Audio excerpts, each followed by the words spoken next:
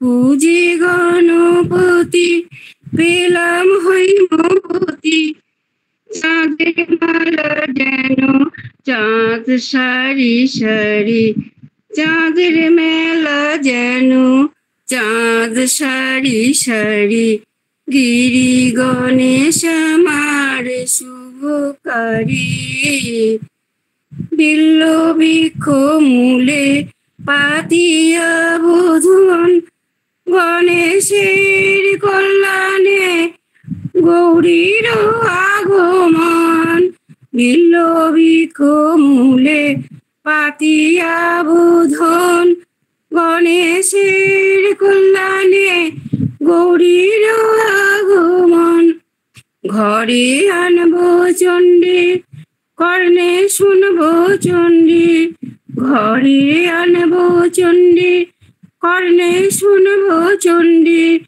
আসবে কত দণ্ডী জটা জুটো ধারি, আসবে কত দণ্ডী জটা জুটো ধারি, গিরি গণেশ আমার শুভকারী, গিরি গণেশ আমার শুভকারী।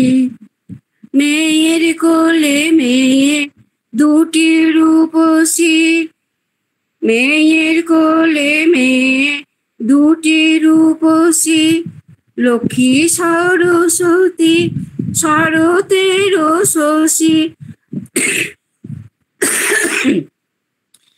লক্ষ্মী সরস্বতী শরতের শশী, সুরেশ কুমার গণেশ আমার। তাদের না দেখিলে ঝরে নয়ন বাড়ি, সুরেশ কুমার গণেশ আমার। তাদের না দেখিলে ঝরে নয়ন বাড়ি, গিরি গণেশ আমার শুভকারী, গিরি গণেশ আমার শুভকারী। নমস্কার।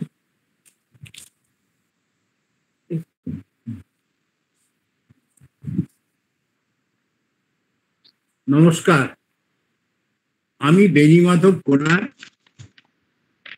শ্রীরামকৃষ্ণের ভক্তমালিকা গ্রন্থের মাস্টারমশাই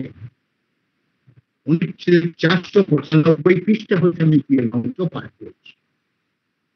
মাস্টারমশাই প্রথমত নিরাকারই আসক্ত ছিলেন এবং ঠাকুরও তাহাকে তদানুরূপ উপদেশ দিতেন। একবার মতিশিলের ঝিলে ক্রীড়ারত মৎস্যগুলিকে দেখাইয়া তিনি বলেছিলেন যে নিরাকার ব্রহ্মে এইরূপ মন নিমগ্ন রইয়াছে বলিয়া চিন্তা করিতে। মাস্টার এই পথেই চলিতেছিলেন, কিন্তু অবশেষে একদিন অর্থাৎ 22 অক্টোবর 1882 খ্রিস্টাব্দে তিনি স্বীকার করলেন, আমি দেখেছি প্রথমে নিরাকার মন স্থির করা সহজ নয়। ঠাকুর অমনি উত্তর দিলেন, দেখলে তো, তাহলে সাকার ধ্যানই করো না কেন তোমরা? মাস্টার অবলম্বন মস্তিষ্কে স্বীকারপূর্বক তাহারই নির্দেশন অনুসারে ধ্যান ভজনাদি করিতে লাগিলেন। দক্ষিণেশ্বরে যাতায়াত অধিকতর তিনি বাড়িয়ে গেলেন। অবসররত 2-4 দিন তিনি সেখানে থাকিয়াও যাচ্ছেন। এই 1883 খ্রিস্টাব্দে প্রায় সমগ্র ডিসেম্বর মাসটি তিনি শ্রী গুরু সকাশে যান। এদিকে সাধন ও আধ্যাত্মিক উন্নতির সঙ্গে সঙ্গে শ্রীরামকৃষ্ণ সম্বন্ধে মাস্টার মহাশয়ের ধারণা পরিবর্তিত হইতেছিল। 1882 খ্রিস্টাব্দের মার্চ মাসে যে মাস্টার মশাই শ্রীরামকৃষ্ণ সম্বন্ধে বলেছিলেন এরূপ জ্ঞান বা প্রেম ভক্তি বা বিশ্বাস বা বৈরাগ্য বা উদার ভাব কোনো দিনই কাউকে দেখি নাই, তিনি 1883 খ্রিস্টাব্দে জুলাই মাসে স্বীকার করিলেন যে আপনাকে ঈশ্বর স্বয়ং হাতে গড়েছে, অন্য লোকেদের কলে ফেলে তয়ের করেছেন। যেমন আইন অনুসারে সব সৃষ্টি হয়েছে, আর তিনি 1885 খ্রিস্টাব্দের জুলাই মাসে জানাইলেন, আমার মনে হয় যীশু খ্রিস্ট চৈতন্য ও আপনি এক। ঠাকুরের একটি উপদেশের আবৃত্তি করিয়া মাস্টারমশাই যখন বলিলেন যে অবতার যেন একটি বড় ফাঁ, যাহার ভিতর দিয়া অনন্ত ঈশ্বরকে দেখা যায়। ঠাকুর তখন জিজ্ঞেস করলেন, বল দেখি সে ফাঁকটি কি? মাস্টারমশাই বললেন, সে ফোকর আপনি। অমনি ঠাকুর তাহা পিঠ চাপড়াইতে বলিলেন, তুমি যে ওটা বুঝে ফেলেছ গো, বেশ হয়েছে। আমি এইটুকুই আজ পাঠ করলাম।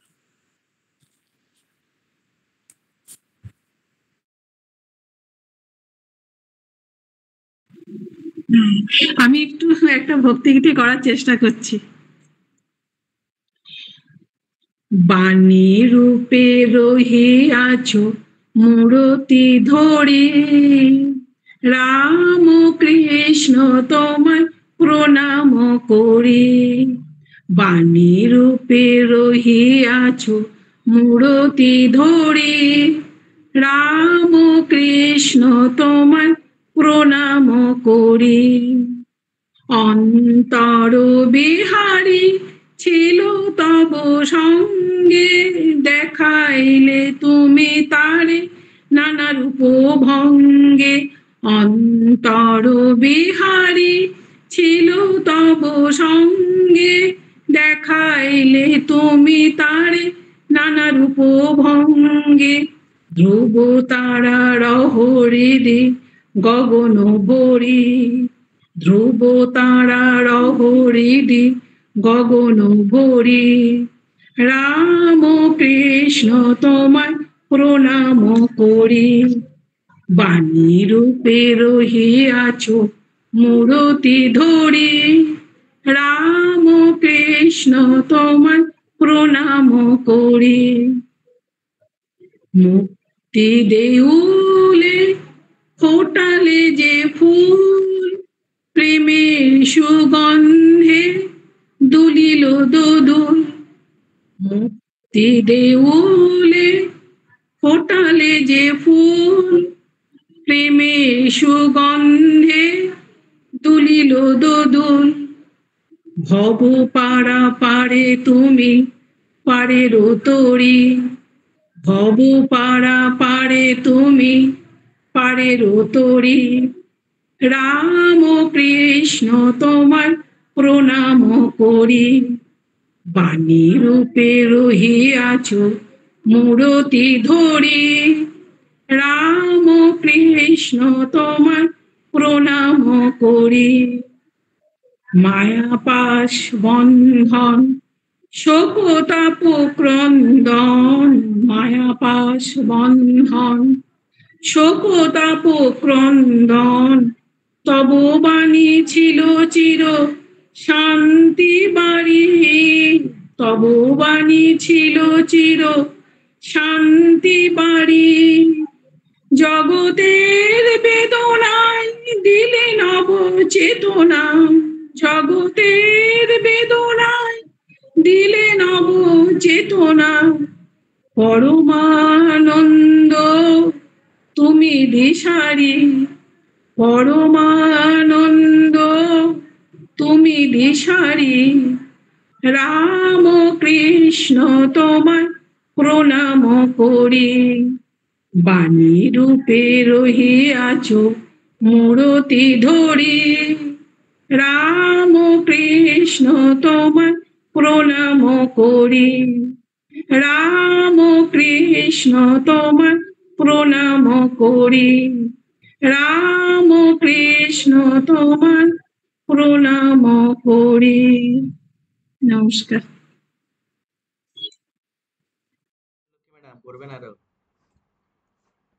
Thank you. আচ্ছা, এবারে আমরা গীতার শ্লোকগুলি শুনবো। গীতার 1 থেকে 20 মধ্যে যে কোনো একটি করে শ্লোক, বেশি করলে আরো ভালো, আপনারা যারা যারা শুরু করতে চান। আচ্ছা, প্রথমে আলপনা মুখোপাধ্যায় করবেন। কত নম্বরটা? দ্বিতীয় অধ্যায়, দ্বিতীয় 2 নম্বর শ্লোক। লক্ষ্মী স্যার একটুখানি শুনবেন তো, উচ্চারণটা ঠিক হচ্ছে না। ভগবান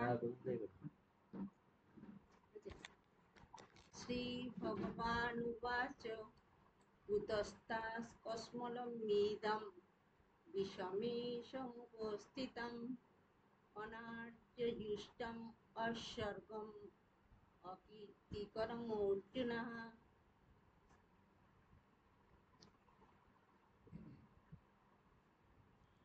কি বললে? শুনতে কি ছিল? না। হ্যাঁ, হ্যালো। লক্ষ্মী স্যার বলুন। হ্যাঁ, আমি বলি, দিদির উচ্চারণ সবই ঠিক আছে।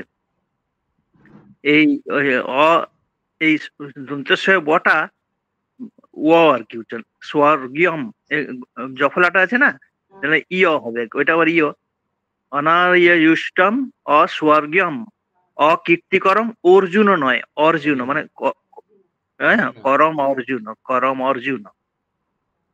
সংস্কৃততে অটা ও এর মতন হয় না, আমরা বাংলায় করি, কিন্তু অকীর্তিকরম অর্জুন, অকীর্তিকরম অর্জুন। তাহলে ময় হসন্ত আছে, তার সঙ্গে অটা যুক্ত হয়, ওটা অকারান্ত হয়ে গেল, অকীর্তিকরম অর্জুন। এই যে কিটা দীর্ঘ আছে, এটা কি মানে এটা দীর্ঘ উচ্চারণ হবে আর কি। অনার্য জুষ্টম অস্বর্গীয়ম অকীর্তিকরম অর্জুন, এরকমটা হবে আর কি। মানে আমি আবার বলি, আমি কিন্তু এই গীতা পড়ে পড়ে সামান্য ধারণা হয়েছে, আমার কিন্তু নলেজ নাই এই প্রসঙ্গে। বলি, আমরা ইতিমধ্যে এর মধ্যে আমরা ফাল্গুনী বাবুর মতন একজন গুণী মানুষ পেয়েছি, যিনি সংস্কৃত জানেন, ভালোই জানেন। সেই জন্যে ওনাকে এই দায়িত্বটা দিলে খুব ভালো হয়, আমরা আর একটু সমৃদ্ধ হব। এটা আমার সাজেশন, ফসলাকে আমার এটা সাজেশন। আর হ্যাঁ, আজকে দেখলাম যে উনি একদম শুরু থেকে শেষ পর্যন্ত পাঠচক্রে ছিলেন, কিন্তু কোনো অংশগ্রহণ করলেন না। তো ওনার ইয়েটা আমরা হারালাম, মানে ওনার যে জ্ঞান বা ওনার যে যোগ্যতা, সেটা থেকে মানে আমরা কিন্তু কিছু পেলাম না আর কি।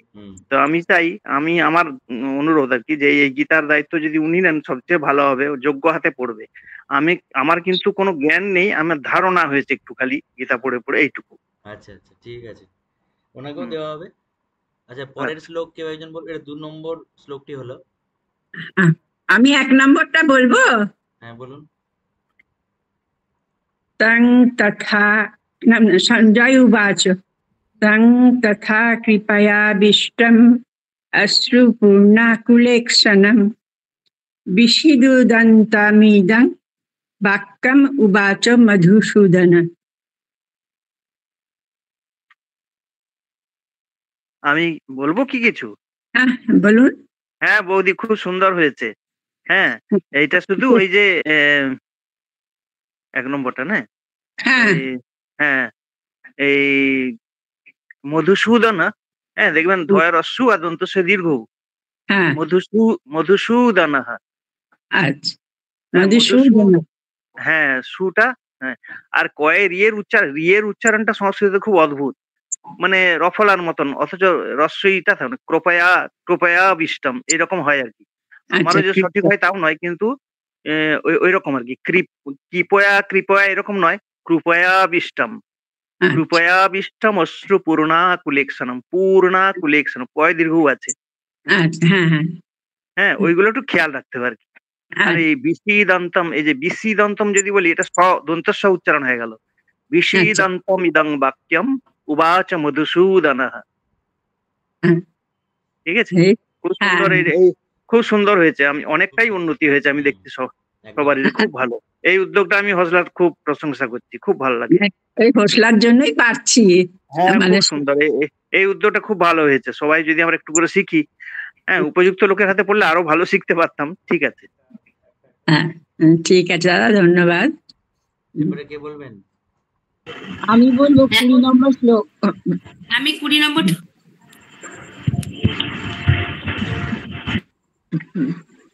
নিবেদিতা ম্যাডাম বলুন, তারপরে না ম্যাডাম বলুন।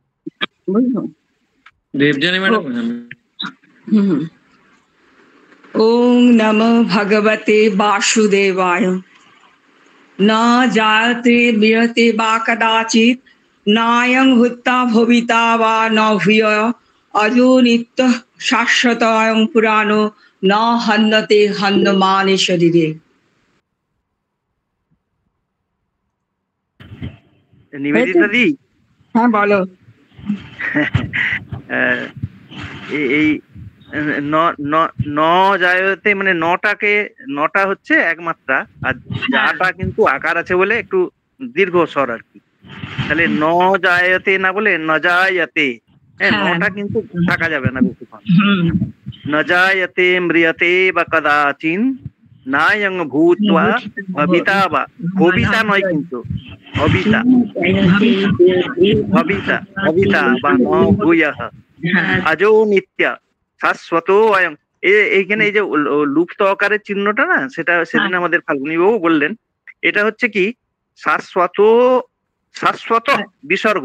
মানে এটা হয় কি অকারান্ত সব, মানে বিসর্গর আগে একটা অকার আছে, পরে একটা অকার যদি আসে, তাহলে কি হবে ওই আগের আগের অটা ওকার হয়ে গেল, বিসর্গটা উড়ে গেল, আর পরের অটা কিন্তু এই লুপ্ত অকারের চিহ্ন, এটা হ নয় কিন্তু, এটা এটা হচ্ছে অ।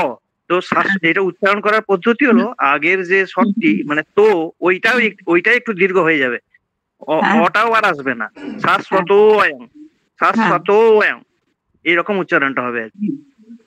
মানে ওই তোটাই একটু দীর্ঘ হয়ে যাবে। আচ্ছা আচ্ছা, হ্যাঁ এইরকম আর কি। বাহ, ঠিক আছে, শ্লোকটাও খুব মিনিংটাও গুরুত্বপূর্ণ। হ্যাঁ সবগুলোই গুরুত্বপূর্ণ। এটা তো, এটা অত্যন্ত গুরুত্বপূর্ণ শ্লোকও। আমি 13 নম্বর বলবো। ম্যাডাম, দাঁড়ান, রিনা ম্যাডাম হাত তুলেছে। হ্যাঁ, আমি এটা বলে নি স্যার, আমিও 20টাই করেছি। বলছি, নমঃ ভগবতে শ্রী বাসুদেবায় নমঃ। ন জায়তে ম্রিয়তে বা কদাচিন্নায়ম ভূত্বা ভবিতা বা ন ভূয়ঃ অজো নিত্য শাশ্বতয়ং পুরাণো ন হন্যতে হন্যমানে শরীরে। নমস্কার। হ্যাঁ ঠিকই, ওইটা তো আগের বারে বললাম যা ওই রকমই আর কি। ঠিক আছে, ওই অকার গুলো একটু খেয়াল রাখো, ভবিতা না হয়ে ভবিতা হবে, ভবিতা।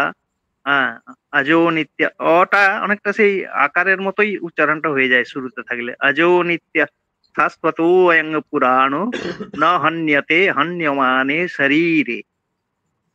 তুমি একটা করবে হ্যাঁ, সবাই? আমি বলছি তো 13 নম্বর শ্লোকটা বলছি, হবে নাকি জানি না, ফুল পারবো। হ্যাঁ সুনীত বলো।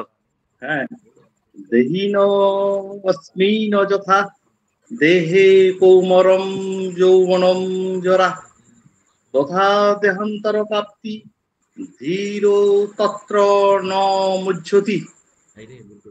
আমিও 13 নম্বর বলবো। আমিও, শিউলি ম্যাডাম বলে নিন। লক্ষ্মী স্যার, আপনি 3টে পরপর 13 নম্বরে ফিডব্যাক দিয়ে দেবেন। আচ্ছা, আমিও বলবো 13 নম্বর, তাহলে একবারে হয়ে যাবে। আচ্ছা, তাহলে তাহলে এখন আমি বলবো। হ্যাঁ ম্যাডাম বলুন। আচ্ছা, নমো ভগবতে বাসুদেবায় নমঃ। দেহিনস্মিন অথা দেহে কৌমারং যৌবনং জরা তথা দেহান্তর প্রাপ্তি ধীরস্তত্র ন মুহ্যতি। দারুণ। তুমি বলো। দেহিনোস্মিন যথা দেহে কৌমারং যৌবনং জরা তথা দেহান্তর প্রাপ্তি। তারপর কি ছিল? ধীরস্তত্র ন মুহ্যতি। এবার দেবাশিস স্যার, কেউ বলতে পারবে না যে কপি করছে কেউ, সবাই আলাদা আলাদা যাচ্ছে। ওম পরমাত্মনে নমঃ। দেহিনাস্মিন তথা দেহে কৌমারং যৌবনং জরা তথা দেহান্তর প্রাপ্তি ধীরাত্র ন মুহ্যতি। লক্ষ্মী স্যার দাঁড়িয়ে যান, আরেকটা সেম কোশ্চেন। হ্যাঁ আচ্ছা আচ্ছা। ওম নমো ভগবতে বাসুদেবায়। দেহিনস্মিন যথা দেহে কৌমারম যৌবনম জরা তথা দেহান্তর প্রাপ্তি ধীরস্তত্র ন মুহ্যতি।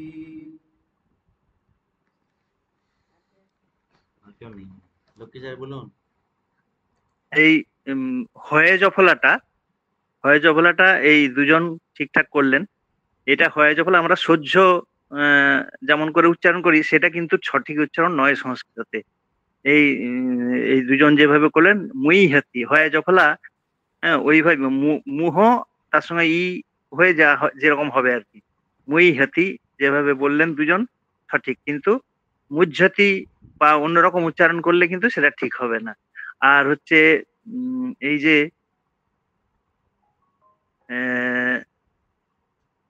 দেহিনস্মিন যথা দেহে কৌমারং যৌবনং জরা তথা দেহান্তর প্রাপ্তি ধীরস্তত্র ন মুহ্যতি। মানে এই যেগুলো লিয়ে স্বর মানে বড় স্বর আর কি, দীর্ঘ স্বর, সেগুলো দীর্ঘ করেই উচ্চারণ করতে হবে। দে হা এটা জানতে হবে আগে যে কোনগুলো দীর্ঘ স্বর। অ হ্রস্ব ই, তারপরে হ্রস্ব উ, এইগুলো রি, এগুলো হচ্ছে হ্রস্ব স্বর। আকার, তারপরে দীর্ঘ উকার, দীর্ঘ ইকার, হ্যাঁ একার ঐকার, এগুলো সব হচ্ছে কিন্তু দীর্ঘ স্বর। কাজেই এটা ডবল সময় লাগে এটাতে, মানে এক মাত্রা দু মাত্রা এরকম ভাবতে হবে। মানে হ্যাঁ মানে এই যেমন আগের বারে দেখলাম এই ন মুই হাতি, নটা কিন্তু বেশিক্ষণ থাকবে না, ওটা ন মুই হাতি এরকম হবে, মানে ওইটা এক মাত্রা, অতএব সেরকম করিয়ে হবে। ওইটা নয়েতে যদি একটুক্ষণ থেকে যান তাহলে কিন্তু ভুল উচ্চারণ হয়ে যাবে। এবং এই ভুল উচ্চারণ হওয়ার শুধু নয়, এটা তো মাত্রাটা মানে কি একবারে অঙ্ক কষে করা আছে, এটা মানে একবারে মানে একই সময়ে শেষ হবে প্রত্যেকটি শ্লোক, এমন ভাবে করা আছে। মানে আমাদের ভাবতেও অবাক লাগে যে আমাদের সাহিত্য কত উন্নত ছিল সেই সময়ে। এই সংস্কৃত দেখুন লক্ষ লক্ষ শ্লোক, ভাগবতে তো 18,000 শ্লোক। সেই শ্লোককে ওনারা রচনা করেছেন কতদিন আগে, কত মানে সমৃদ্ধ ভাষা, সমৃদ্ধ সাহিত্য এটাকে বলা যাবে। আমরা যত পড়বো ততই আমরা অবাক হয়ে যাব যে এখনকার সাহিত্য কিন্তু সেই সাহিত্যকে অতিক্রম করে যেতে পারবে না। এখনো আমার মনে হয় সেরকম অবস্থা এখনো আসেনি যে তারা যেভাবে লিখে গেছেন এবং সেই মনে মনে মুখে মুখে কি করে চলতো, আমি তো অবাক হই। তো কাজেই এটা কিন্তু সেরকম আর কি, মানে মাত্রাগুলো সব ঠিকঠাক রাখলে তাহলে শুনতে ভালো লাগবে। আমি না বুঝে 1 নম্বর শ্লোকটা বলতে পারি? না না, ঠিকই তো বলছেন, বলবেন বই কি, সবাই ভালোই বলছেন, সবাই সুন্দর বলছেন। এই প্রচেষ্টাটাই তো আমাদেরকে ক্রমশ ইয়ের দিকে, ভালোর দিকে নিয়ে যাবো, উৎকর্ষতার দিকে নিয়ে যাবো। আমি আনাড়ি, তাই বলছি, আমি হাতড়াচ্ছি আর কি চারিদিকে। আমরা সবাই আনাড়ি দিদি, বলুন। সঞ্জয় উবাচ, সঞ্জয় ধৃতরাষ্ট্রকে বলছে, তম তথা কৃপয়াবিষ্ট মশ্রুপূর্ণ কুলেশ্বরম বিশদং মেদং বাক্যমুবাচ মধুসূদনম। আচ্ছা বলি, এটা কিন্তু মানে 8টা করে, এটা তো ইয়ে শ্লোক, এই অনুষ্টুপ ছন্দের শ্লোক, এটা 8টা করে। হ্যাঁ, তং তথা কৃপয়াবিষ্টম, মশ্রু নয় অশ্রু, আপনি নিজেই তো জানেন অশ্রু কথাটা, মশ্রু বলে কোনো কথা হয় না। এটা হয়েছে কি কৃপয়াবিষ্টমের সঙ্গে অশ্রু, বিষ্টমের যে হসন্ত ছিল সেটা অশ্রুর সঙ্গে যোগ হয়ে ওটা মটা অকারান্ত হয়ে গেছে। কৃপয়া বিষ্টম অশ্রু পূর্ণা কুলেক্ষণম, আকুল ইক্ষণম মানে আকুল চোখ, মানে জলেতে পূর্ণ হয়ে গেছে। এবং হ্যাঁ কৃপয়া মানে এখানে দুঃখ, মানে কষ্টে, মনের কষ্টেতে চোখে জল এসে গেছে। অশ্রু পূর্ণা আকুলেক্ষণম, ইক্ষণম মানে চোখ। হ্যাঁ, দিয়ে কি করছেন, বিষিদন্তম মানে অত্যন্ত দুঃখ পেয়ে বিষাদ গ্রস্ত হয়ে ইদং বাক্য মানে এই বাক্য বলছেন মধুসূদনকে বলছেন। ঠিক আছে দাদা। হ্যাঁ, তাহলে কৃপয়া বিশ্বম অশ্রুপূর্ণা কুলেক্ষণম বিষিদন্তম ইদং বাক্যম উবাচ মধুসূদনঃ। আমি 20 নম্বরটা বলবো, বিসর্গটা হ উচ্চারণ করবো, তাই তো? হ্যাঁ হ্যাঁ, 11 নম্বর আর 13 নম্বরটা করবো একটু। একবার বলে নিন, তারপর তৃপ্তি ম্যাডাম বলবেন। তারপরে একটা ছোট্ট অ্যানাউন্সমেন্ট আছে, বল ম্যাডাম বলুন। ওম নমো বাসুদেবায়। ন জায়তে ম্রিয়তে বা কদাচিৎ নায়ং ভূত্বা ভবিতা বা ন ভূয় অজো নিত্য শাশ্বতয়ং পুরাণ ন হন্যতে হন্যমানে শরীরে।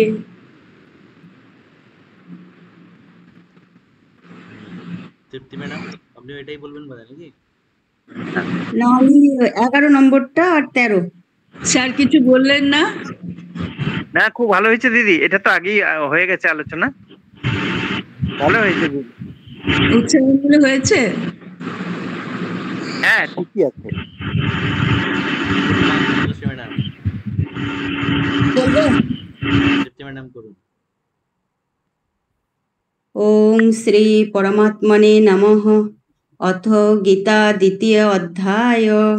শ্রী ভগবান উবাচ অশোচ্যন অন্নশোচস্ত্যং প্রজ্ঞাবাদাংশ্চ ভাষসে গতাসূন গতাসুশ্চ নানুশোচন্তি পণ্ডিতাঃ।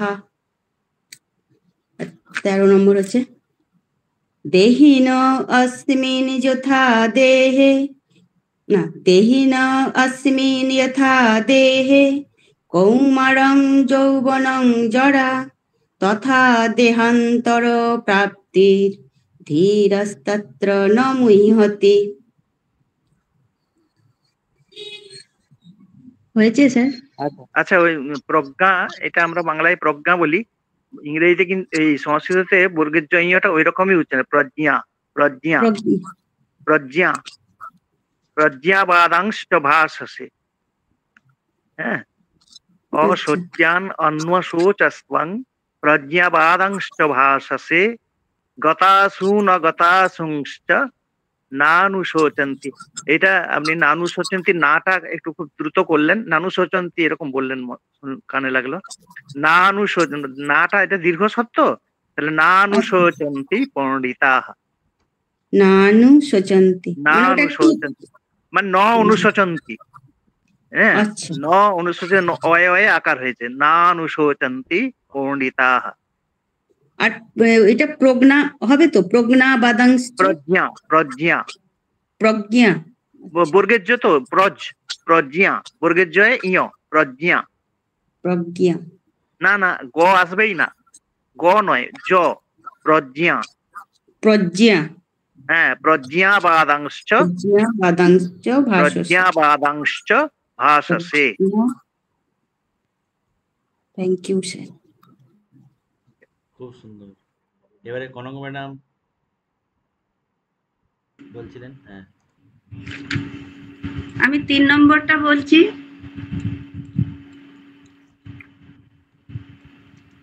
নম বাসুদেবায় নমঃ। ক্লৈবং মাস্মগম পার্থ নৈতত্ত্বয়ি উপপদ্যতে ক্ষুদ্র হৃদয় দৌর্বল্যং ত্যক্তোত্তিষ্ঠ পরন্তপ। এই শ্লোকটা ভালো।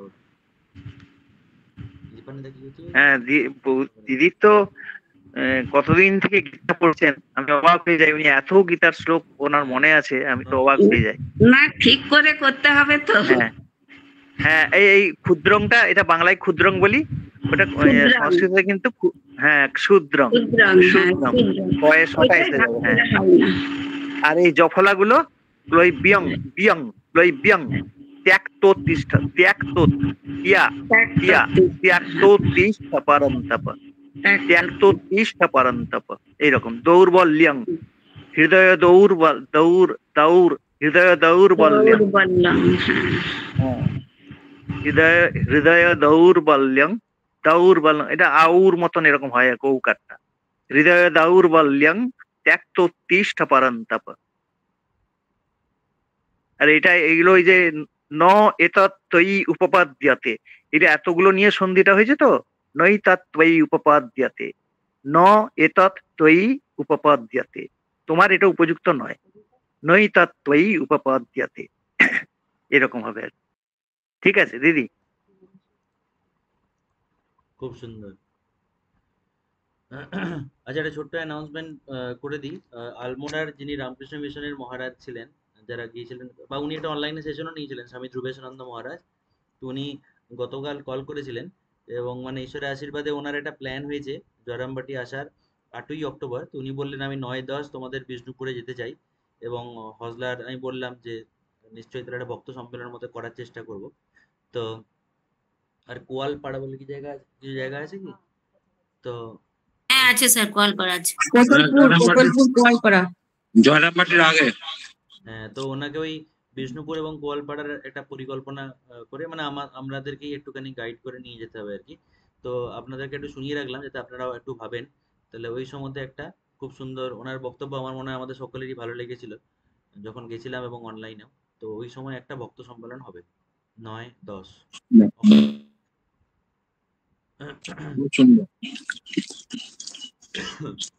আচ্ছা, এবারে তৃপ্তি ম্যাডাম, আপনি আর কেউ আছেন যিনি গীতা পাঠ করবেন? কৃষ্ণা ঘোষ ম্যাডাম, মিতা ম্যাডাম, বৈশাখী ম্যাডাম, দীপান্বিতা ম্যাডাম। শান্তনু, আমি আরেকটা বলতে চাই। হ্যাঁ বলুন। 16 নম্বর শ্লোক। না ভাবো বিদ্যতে, সরি, না সাতো বিদ্যতে ভাব, না ভাব বিদ্যতে শতঃ, উভয়রূপি দিষ্ট অন্ততু অনয়ো তত্ত্বদর্শিভিঃ। ভুল হয়ে গেল একটু মনে হয়। না, আরেকবার করুন না, আরেকবার করুন না, আরেকবার করুন। न शातो विद्यते भाव, न भावो विद्यते शतः, उभयरोऽपि दिष्ट अन्ततु अनय तत्त्वदर्शिभिः।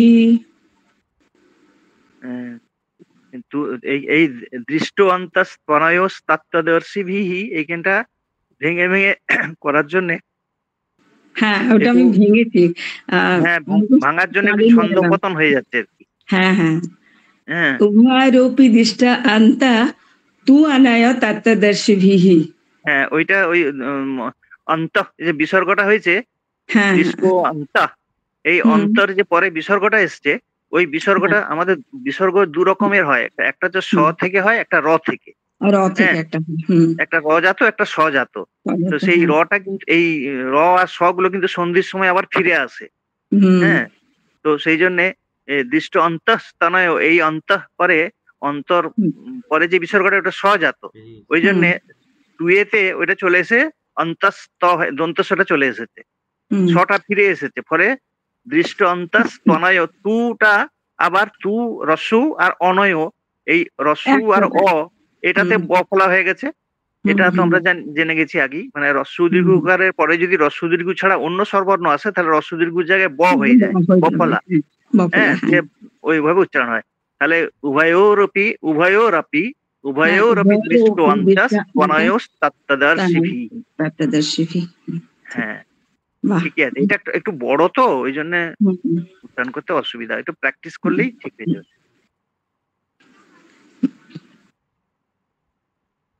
আচ্ছা, এবারে একটা ভক্তিগীতি শুনি, তারপরে অষ্টাবক্র মুনির কাহিনী শুনবো।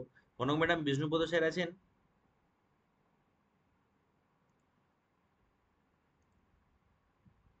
কনক ম্যাডাম? না, আজকে টায়ার হয়ে শুয়ে পড়েছে, বাড়িতে গিয়েছিল। আচ্ছা, একটা ভক্তিগীতি শুনবো, কি করবেন?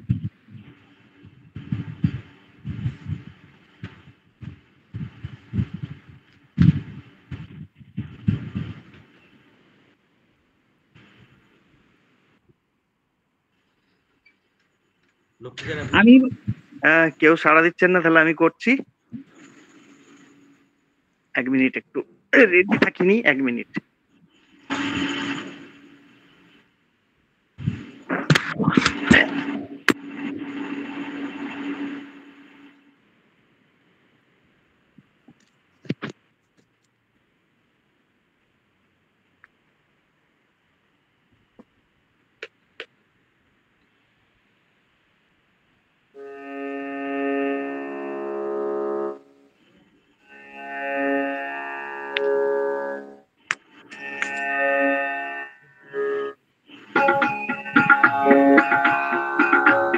কনক ম্যাডাম একটু মিউট করে দেবেন।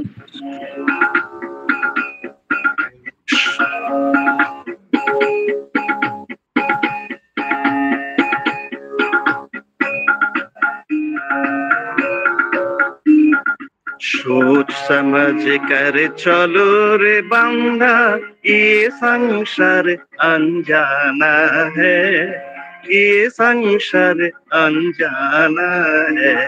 सोच समझ कर चलो रे बंदा, ये संसार अनजाना है, ये संसार अनजाना है।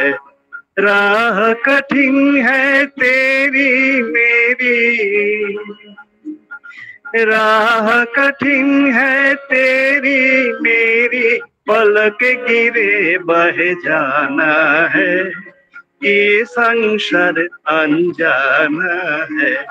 सोच समझ कर चलो रे बंदा, ये संसार अनजाना है, ये संसार अनजाना है।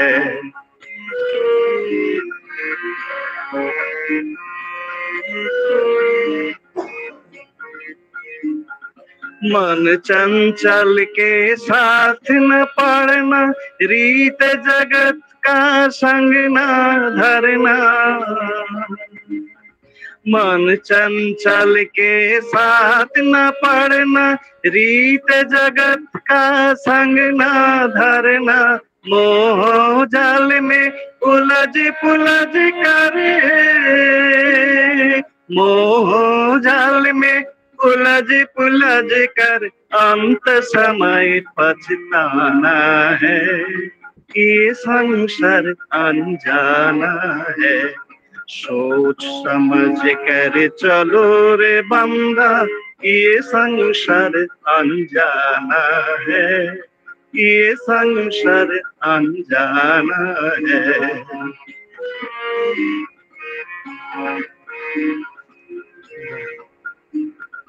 भव जल धारा ऊंची लहरी, पार न पाए आंधी गहरी। भव जल धारा ऊंची लहरी,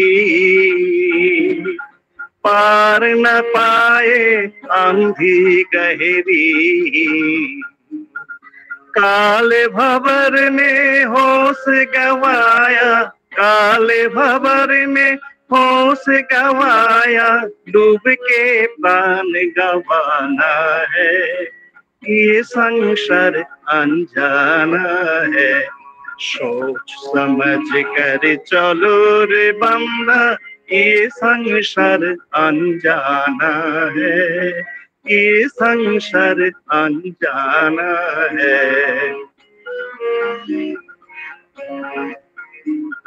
सुमिरन कर ले नाम गुरु का, परम दयाल पुरुषोत्तम का। सुमिरन कर ले नाम गुरु का, परम दयाल पुरुषोत्तम का। उद्धाता है जीव जगत का,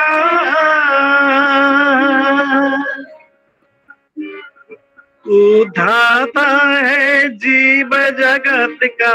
अभय चरण ठिकाना है, ये संसार अनजाना है। सोच समझ कर चलो रे बंदा, ये संसार अनजाना है, ये संसार अनजाना है। राह कठिन है तेरी मेरी, राह कठिन है तेरी मेरी, पलक गिरे बह जाना है, ये संसार अनजाना है। सोच समझ कर चलो रे बंदा, ये संसार अनजाना है, ये संसार अनजाना है, ये संसार अनजाना है, ये संसार अनजाना है। वाह, খুব সুন্দর। লক্ষ্মীদার একটা বাঁশির সুর শুনতে ইচ্ছে হচ্ছে খুব। হ্যালো শান্তনু, হ্যাঁ লক্ষ্মীদা আমার সবসময় বন্ধ হয়ে যাচ্ছে কেন? আপনি ওই শুধু যাওয়া আসা গানটা করুন তো। খুব সুন্দর হয়েছে, আপনার বাঁশিও সুন্দর। দীপানি দেব একটা গান করে দিন এখন আছেন যখন। হ্যাঁ লক্ষ্মীদা একটা বাঁশির সুর শোনান। আমার শুধু বন্ধ হয়ে যাচ্ছে কথা। এখন শোনা যাচ্ছে, করে দিন 2 লাইন। কি করব? 2 লাইন? 2 লাইন গান? তাড়াতাড়ি, তারপর অষ্টাবক্রম আছে। वो कहाँ ढूंढ रे बंदे, मैं तो तेरे पास में ना, तीरथ में ना मूरत में ना, तीरथ में ना मूरत में ना, मैं तो तेरे पास में ना, मैं तो तेरे पास में। ना मंदिर में ना मस्जिद में ना मैं काशी कैलाश में, ना मैं काशी कैलाश में, ना मैं जप में ना मैं तप में, ना मैं व्रत उपवास में,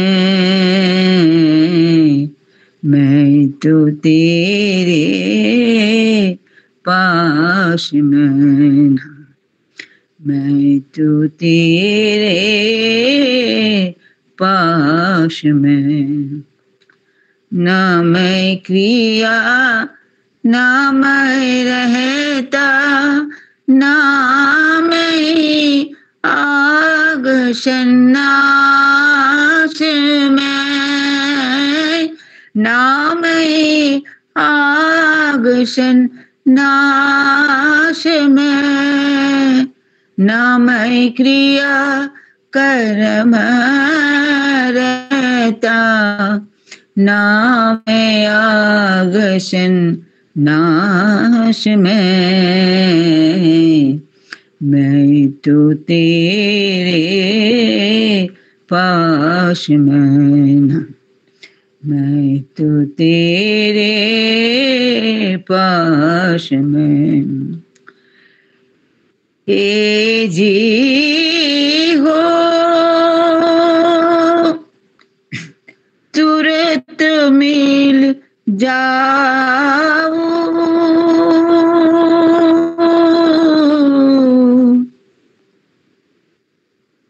मैं का पल की तलाश में, कहते कबीर सुनो भाई साधु,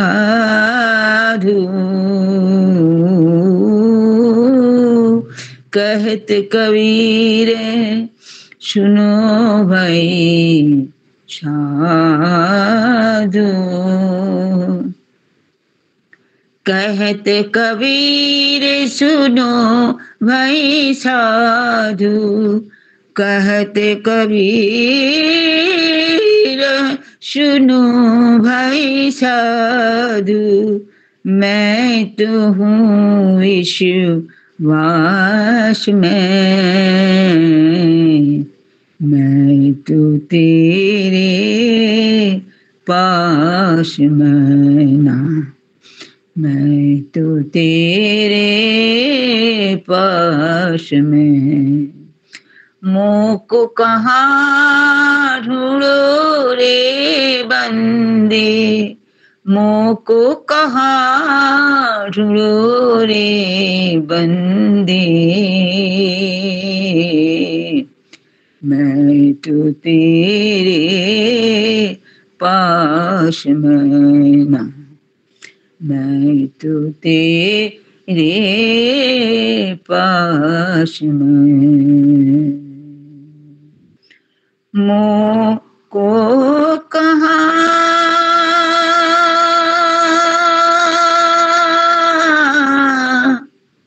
ढूंढो रे बंदे,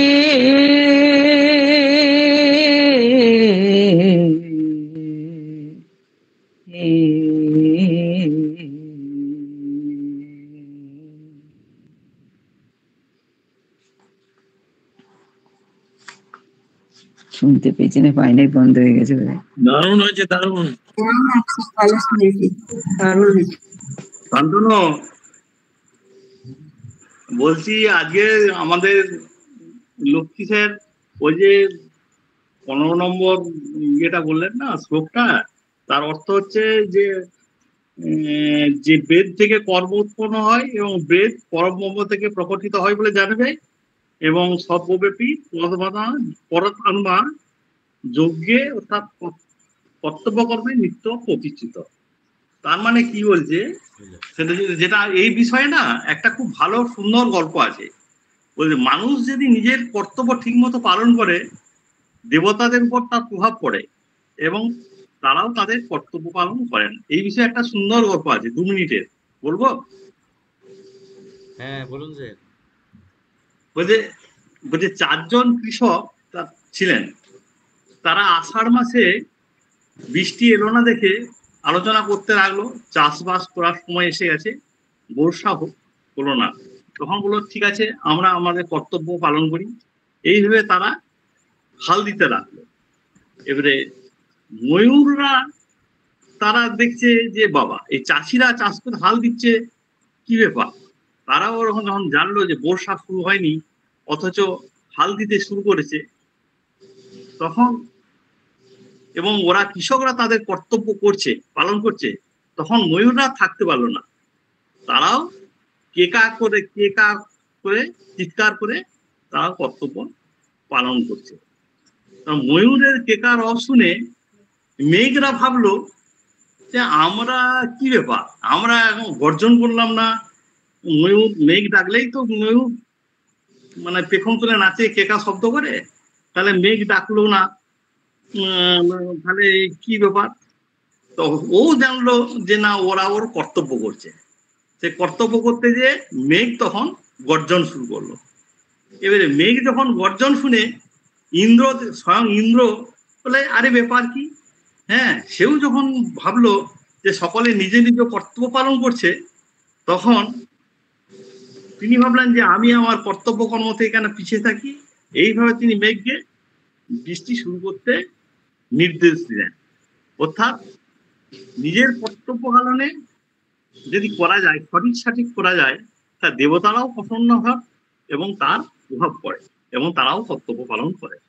এইটাই ওই মানে পরে এইটার একটি শ্লোক আছে গীতাতে, ওই 3 নম্বর অধ্যায়ের 21 নম্বর শ্লোক, যোদা যোদা আচরি শ্রেষ্ঠত্ব দেবত্বরে জন, ওইটারই মানে আছে। এটা খুব সুন্দর গল্প, আমি একটা এতে পড়ছিলাম। যদিও আমার এত জ্ঞান নেই, তবু ওই মানে সঠিকভাবে ঠিকঠাক মানুষ যদি কর্তব্য করে, দেবতারাও প্রসন্ন হন এবং তাদের উপর আশীর্বাদ বর্ষিত হয়, তারাও তাদের কর্তব্য পালন করেন। এটাই। বাহ, খুব সুন্দর লাগলো স্যার, ছোট্ট গল্প। ওটা হচ্ছে 15 নম্বর শ্লোকটা মর্মার্থ গল্প। আচ্ছা আচ্ছা, খুব ভালো। এবারে তৃপ্তি ম্যাডাম, আপনি শুরু করুন অষ্টাবক্র মুনি এবং অষ্টাবক্র গীতা।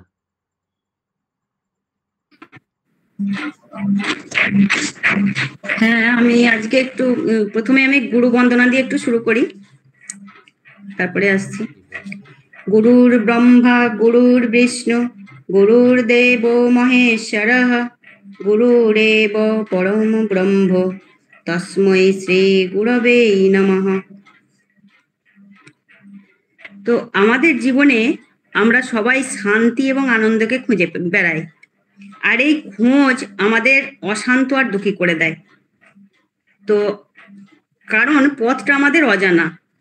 পরম করুণাময় গুরুজি শ্রী শ্রী রবিশঙ্কর উনি আমাদের একটা পথের সন্ধান দিয়েছেন। এই পথে কি কি বাধা তা বলে দেবার সঙ্গে সঙ্গে কি করে সেই বাধাটা অতিক্রম করা যায় অতি সহজভাবে অষ্টবক্র গীতাটা উনি সেইভাবে প্রাঞ্জলভাবে ব্যাখ্যা করেছেন। আর বলেছেন এই চলার পথে একটাই সম্বল, তা হলো শরণাগতি। প্রভু তোমার ইচ্ছায় পূর্ণ হোক, আর কিছু নয়। ওম শান্তি শান্তি শান্তি। তো প্রথমেই আসছি অষ্টবক্র গীতা। তো সেই অষ্টবক্র মুনি আর মিথিলার রাজা জনক রাজার যে কথোপকথন, সেটাই হচ্ছে অষ্টবক্র গীতা। তো আজকে ভূমিকা এবং অষ্টবক্র গীতা শোনার অধিকারী কারা সেইটা সম্বন্ধে আমি একটু বলে নিই।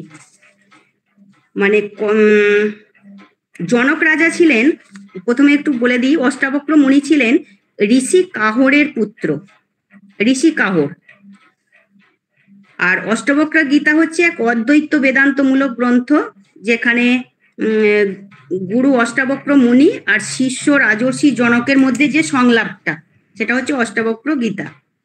আর অষ্টবক্র মুনি কেন বলা হচ্ছে না, জন্মগতভাবে হাত পা গলা বুক কোমর এসব জায়গায় বাঁক ছিল, মানে আটটা জায়গায় বাঁক ছিল, সেই জন্য মানে বক্র ছিল, সেই জন্য ওনার নাম অষ্টবক্র মুনি।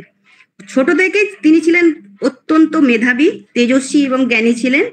আর ওনার আত্মজ্ঞান আর অদ্বৈত ব্রহ্মজ্ঞান প্রচার করেছিলেন। আর জনক রাজাকে, মিথিলা রাজা জনক রাজা, যিনি শাস্ত্রে ওনাকে বিদেহ জনক নামে উনি খ্যাত ছিলেন। তিনি রাজ্য আর সংসার সামলেও তিনি ছিলেন পরম একজন জ্ঞানী এবং মুক্ত পুরুষ। আর একটা পরিচয় ছিলেন যে উনি ছিলেন অষ্টাবক্র মুনির শিষ্য।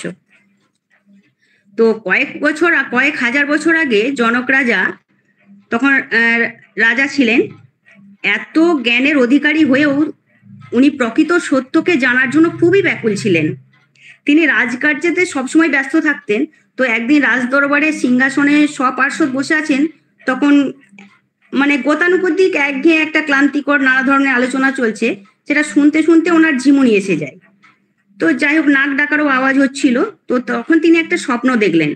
কি দেখলেন? যে রাজ্যে বন্যা হয়েছে, বন্যায় সব ভেসে গেছে, তার ফলে চরম দুর্ভিক্ষ দেখা দিয়েছে, সবাই ভিক্ষা করে করে বেড়াচ্ছেন। তখন এতটাই দুর্ভিক্ষ যে তিনি রুটি চেয়েও পাচ্ছেন না। শেষে একটা রুটি পেলেন, তো কাপড়ের আড়ালে তিনি লুকিয়ে রাখলেন। কিন্তু আগেকার দিনে খাবার সময় যদি কোনো অতিথি আসেন, সে খাবারটা আগে অতিথিকেই খাওয়াতে হয়, এটাই ছিল ধর্ম। সেই জন্য যাতে না দিতে হয় অতিথিকে, সেজন্য তিনি কাপড়ের আড়ালে সেটাকে লুকিয়ে রাখলেন। এবার নির্জন স্থান দেখে তিনি খেতে যাবেন, এমন সময় একটা কোথা থেকে চিল এসে ছোঁ মেরে সেটা নিয়ে চলে গেল। তখন তিনি দুঃখে হতাশায় আর্তনাদ করে উঠলেন, আর সঙ্গে সঙ্গে না স্বপ্নটা ভেঙে গেল। তখন চোখ মেলে তিনি দেখছেন তখন যে আমি তো রাজসভাতেই বসে আছি, আর চারিদিকে তার পার্শ্বদরাও বসে আছেন। এবার বলছেন, তিনি ভাবতে লাগলেন, তাহলে কোনটা স্বপ্ন, আমি যে বসে আছি এটা, নাকি এইমাত্র যেটা দেখলাম সেটা? তাহলে সত্যটা কি? এই জিজ্ঞাসায় তাকে ব্যাকুল করে তুলল। তখন তিনি রাজ্যের সমস্ত পণ্ডিতদেরকে তিনি আমন্ত্রণ জানালেন। তো সবাই এলেন, কিন্তু কোনো উত্তর তাকে তৃপ্ত করতে পারলো না। তারপর শুনলেন যে একমাত্র তাঁর প্রশ্নের উত্তর একমাত্র দিতে পারেন, তার নাম হচ্ছেন অষ্টাবক্র মুনি। তখন ওই অষ্টাবক্র মুনির আমন্ত্রিত হলেন এই রাজ দরবারে। তো অষ্টাবক্র মুনি আর রাজা জনকের মধ্যে যে জ্ঞানের আলোচনা হয়েছিল, এটা একটা মানে বিরল ঘটনা। একজন জীবনের চূড়ান্ত পর্যায়ে পৌঁছে সত্যকে জানার জন্য পিপাসু, আর একজন হচ্ছে অস্তিত্বের উপলব্ধির শিখরে আরূঢ় হয়ে বোঝাতে চলেছেন সত্যটা কি। এর নামটাই হচ্ছে অষ্টবক্র গীতা।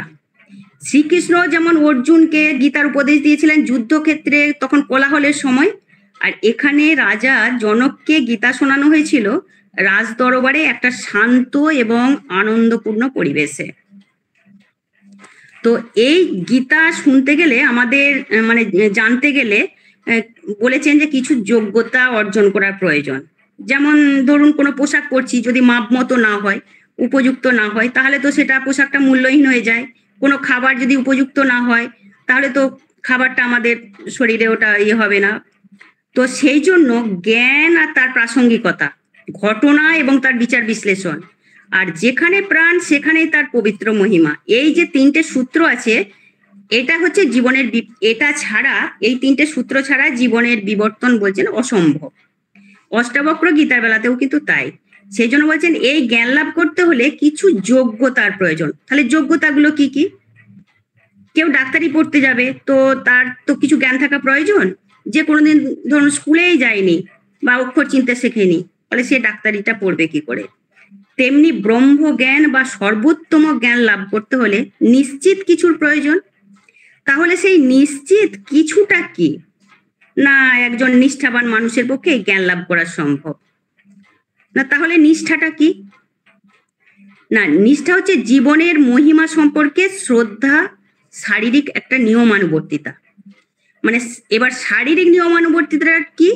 না সেটা বলতে বোঝাচ্ছে সঠিক খাদ্য, সঠিক বিশ্রাম, সময়ে ঘুমোতে যাওয়া, দেহের সুস্থতা আর সবলতা। তাহলে এখানে নিষ্ঠা বলতে বোঝানো হয়েছে শরীরের প্রতি সজাগ হওয়া। সেই রকম তো ধরুন কারোর খাবার মানে পেট ভর্তি আছে, তার সামনে খুব লোভনীয় খাবারগুলো এলো, জিভে জল এসে গেল, তো তখন খেলে একটু মন্দ হতো না, এবার পরের দিন বিছানায় শুয়ে থাকতে হলো খাওয়ার পর। তার মানে কি আমরা হচ্ছে শরীরের কথাটা শুনিনি, স্বাদের প্রতি আমরা অন্যরকম হয়ে গেছিলাম। সেজন্য একটা শরীরের নিজস্ব নিয়ম আছে, সেটা মানতে হবে। আসনের ব্যাপারেও তাই। যদি আমরা আড়াআড়ি বারে পা মুড়ে বসে অভ্যাস না থাকে, তাহলে কিছুক্ষণ বসার পরই পা ব্যথা হয়ে যায়। সেজন্য এগুলোকে অভ্যাস করতে হবে। তাহলে প্রথম হলো নিষ্ঠা, দ্বিতীয় হলো বাক্য। বাক্যের সংযতটা খুব দরকার। তো এমন শব্দ বলবো না যাতে অন্যের মনের ক্ষোভ তৈরি হয় বা অশান্তি তৈরি হয়। তাহলে আমরা আজ থেকে 2 দিন যদি চেষ্টা করি যে কাউকে কঠোর কথা বলবো না বা কঠোর শব্দ উচ্চারণ করব না, কারণ প্রত্যেকের অন্তরেই এটা জানতে হবে, প্রত্যেকের অন্তরেই যে একটা দৈবী সম্পত্তি আছে, সেই সম্পত্তিতে যেন আঘাত না লাগে আমার শব্দবাণী। যার ভাষা, যার বাক্য শুদ্ধ হয়েছে, চূড়ান্ত যখন রাগ হয় বা ক্রোধের সময়েও যখন মুখ দিয়ে কঠিন কথা উচ্চারিত না হয় না, তিনি এই অষ্টবক্র গীতা শোনার অধিকারী। এটা হচ্ছে দ্বিতীয় নিয়ম। তার মানে শব্দ চয়ন, তার ব্যবহারের সতর্কতা, আর হচ্ছে সচেতনতা। এরপর আসছে, যেমন হচ্ছে আমাদের আরেকটা জানার দরকার, জিভের কিন্তু আমাদের হাড় নেই, সে সব দিক দিয়ে ঘোরাফেরা করতে পারে। আমরা কথার মাধ্যমে মানুষকে চাবুক মারতে পারি, এটা হচ্ছে শব্দের অপব্যবহার। মনকে অশান্ত নয়, শান্ত করাই হচ্ছে লক্ষ্য আমাদের। শব্দের উদ্দেশ্যটাই হচ্ছে নৈশব্দের মধ্যে নিয়ে যাওয়া, মিলিয়ে দেওয়া, এক প্রশান্ত মৌনতায় অবগাহন করানো। কিন্তু আমরা শান্ত আমাদের মনটাকে আমরা বেশিরভাগ সময় আমরা অশান্ত করে ফেলি। তাহলে দুটো ব্যাপারে আমাদেরকে সতর্ক থাকতে হবে, শব্দ ব্যবহারের সতর্কতা, আর একটা হচ্ছে মৌনতার উদ্দেশ্য হচ্ছে আমরা কি বলতে চলেছি সে ব্যাপারে সচেতনতা জাগিয়ে তোলা। তাহলে শব্দ চয়নে এবং তার ব্যবহারে আমাদের সংযত হতে হবে, কারণ শব্দের প্রচুর শক্তি আছে। মানে শক্তির প্রতি আমরা যত শ্রদ্ধাশীল হব, তত আমাদের জীবনে যে অভিশাপ দেবা, আমরা রাগ হয়ে গেলে বিভিন্ন রকম অভিশাপ দিয়ে ফেলি, সেই অভিশাপ দেবার প্রবণতাটা কমতে থাকবে। আমাদের বাক্য যেমন মানুষকে এমন মানে কথা বলতে হবে যেন আমাদের বাক্যটা আরেকজনকে আশীর্বাদ দেয়, সেইভাবে কথা বলতে হবে। এবার তৃতীয় হলো মনের শুদ্ধতা।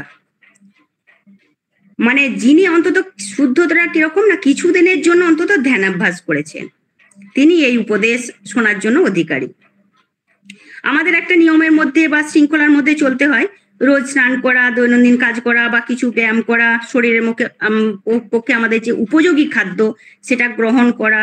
তো শরীরকে সুস্থ এবং শুদ্ধ রাখবে কাউকে কোনো কঠোর কথা না বলা, অর্থাৎ বাক্যে আমাদের পবিত্রতা। এরপর আসছে ধ্যান।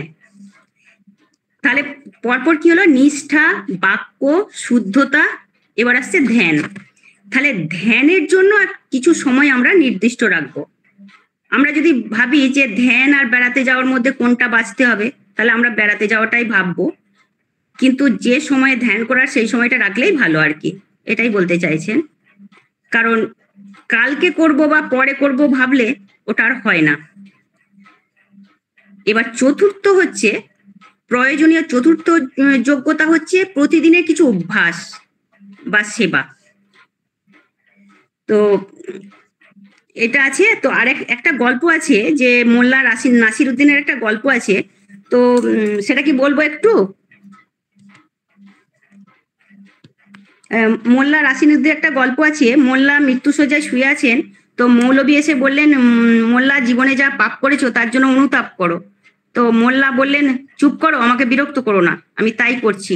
জীবনটা তো খুব ছোট, যে সমস্ত পাপ আমি করতে পারিনি তার জন্য আমি অনুতাপ করছি। কে জানে স্বর্গে যাব না নরকে, কে পরোয়া করে, আমি আরো অনেক কিছু করতে পারতাম, তাই যে সমস্ত পাপ কাজ আমি করতে পারিনি তার জন্য আমি অনুতাপ করছি। তার মানে সুতরাং মানে যা আছে এবং যা নেই দুয়ের জন্যই আমরা কাঁদি। কারো বড় বড় গাড়ি আছে, বাড়ি আছে, এবার বাড়ি রক্ষণাবেক্ষণ করা কত খরচ, গাড়িরও পেট্রোল ভরাও খরচ আছে, এবার যার নেই সেও কাঁদে। তাহলে আমরা হচ্ছি দুটোতেই আবদ্ধ হয়ে পড়ি, আমাদেরকে অহংকারী করে দেয়। তো আমাদেরকে সহজ সরল হতে দেয় না, আমরা আটকে পড়ি বা আমরা খালি হতে বা বিশ্রাম নিতে পারি না আর কি। তাহলে আমাদের দেহের শুদ্ধতা, বাক্যের পবিত্রতা, আবেগের উপর যদি নিয়ন্ত্রণ থাকে তাহলে মুক্তি লাভ করা সম্ভব। আর একটা আমাদের জানতে হবে, আমাদের সব ইন্দ্রিয়গুলো একটা করে কাজ করে, শুধু জিভটা বাদে।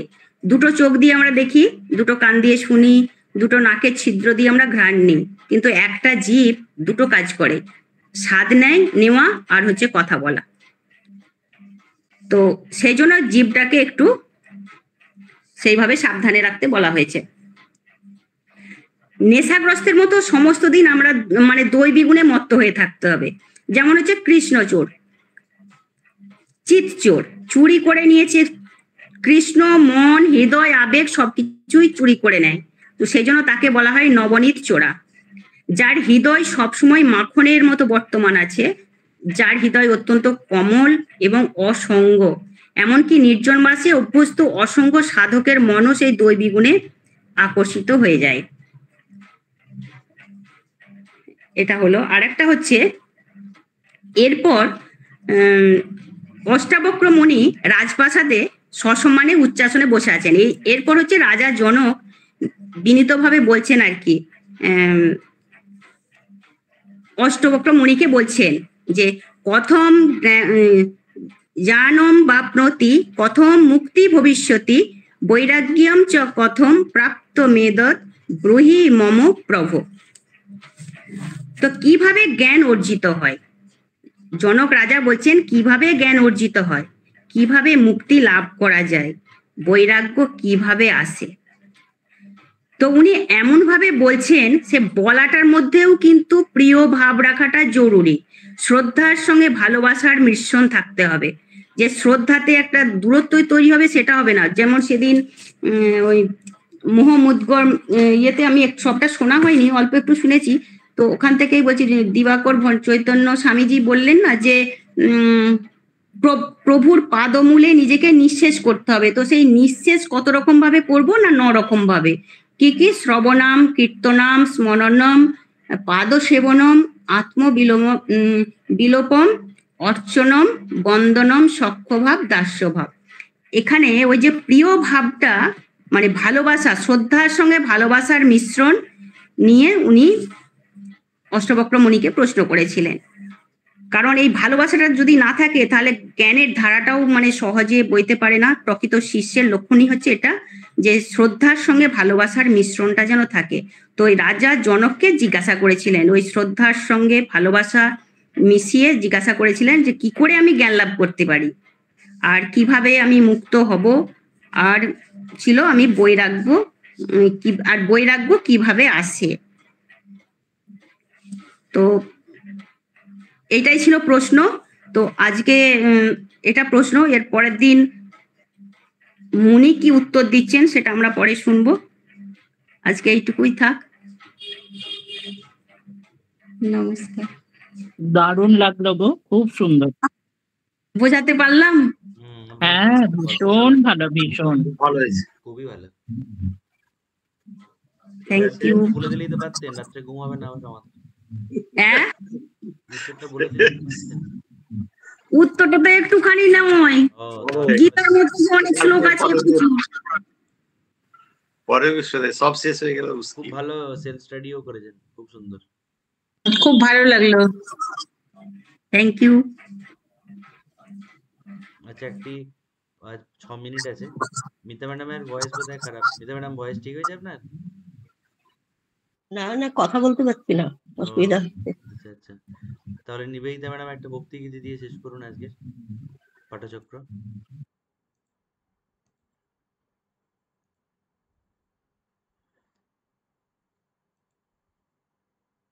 নয়তো বিষ্ণুপদ স্যারকে ঘুম থেকে উঠাতে হবে। নিবেদিতা ম্যাডামই করুন। হ্যাঁ, হ্যাঁ। আমি একটি রবীন্দ্রসঙ্গীতই করতে পারবো শান্তনু। হ্যাঁ, করুন।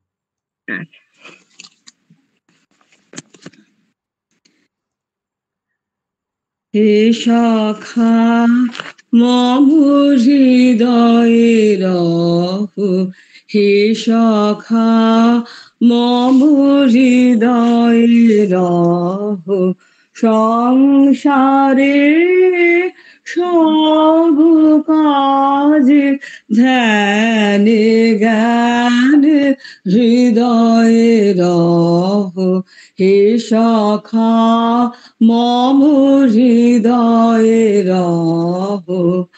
নাথ তুমি এ সুধীর সুখ দুঃখ হাসি নয়ন নীরে, নাথ তুমি এ সুধীর সুখ দুঃখ হাসি নয়ন নীরে, লহ আমার জীবন ঘিরে, সংসারে সব কাজে ধ্যানে জ্ঞানে হৃদয়ে রহ, হে সখা মম হৃদয়ে রহ, সংসারে সব কাজে ধ্যানে জ্ঞানে হৃদয়ে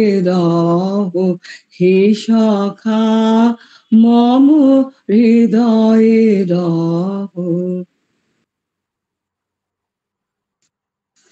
বাহ, দারুণ, অপূর্ব, দারুণ। থ্যাংক ইউ সবাইকে। ঈশ্বরের নাম নিয়ে ঘুমিয়ে যান, মনে সন্তোষ নিয়ে। Good night. Good night.